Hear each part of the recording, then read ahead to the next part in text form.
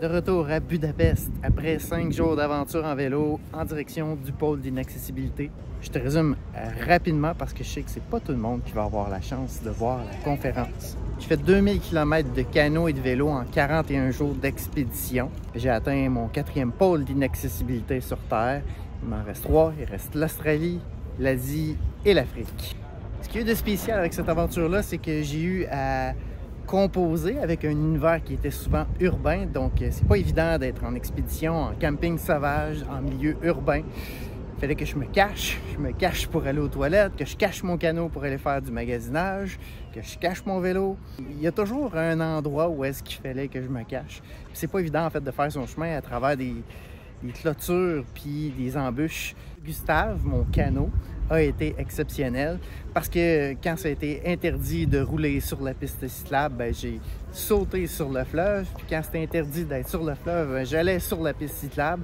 Ça m'a permis une flexibilité extraordinaire. Ça m'a permis de faire une grande distance en vélo, en canot, puis même de coucher sur le fleuve.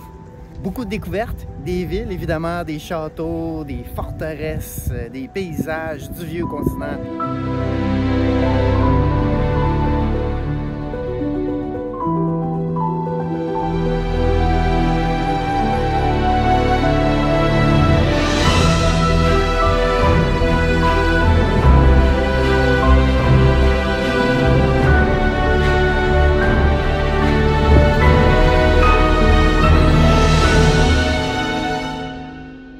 Le but avec cette aventure-là, ben, c'était de me débarrasser de mon confort, de retrouver un mode d'expédition, de rouler, d'être capable de faire mon chemin à travers les embûches, les problèmes en cours de route. Fait que ça m'a obligé à être créatif, à faire preuve de persévérance.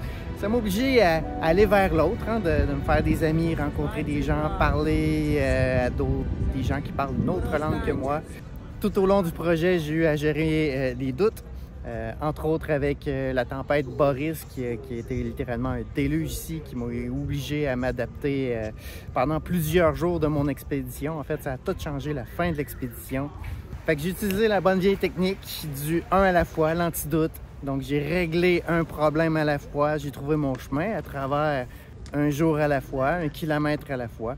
Je dois avouer que la dernière journée, avec un vent de face de 40 km/h pendant 105 km. J'étais pas gros dans mes shorts le matin du départ. Pour ceux qui ont visionné la vidéo, j'étais vraiment pas sûr que j'allais réussir. Mais c'est ce genre de défi-là que je voulais vivre, d'avoir un objectif. Le pôle d'inaccessibilité de l'Europe, c'est pas vraiment quelque chose d'extraordinaire. En fait, c'est d'un petit bois. Il n'y a rien pour le marquer. Mais cet objectif-là m'a obligé à passer des épreuves que je n'aurais pas franchies sinon. Ça m'a plongé dans le doute, dans la peur de l'échec. Et ça, c'est toujours bon, en fait, de vivre cette peur-là, de vivre ce doute-là, puis de cheminer, puis finalement de vaincre nos doutes, nos peurs, puis d'arriver à l'objectif.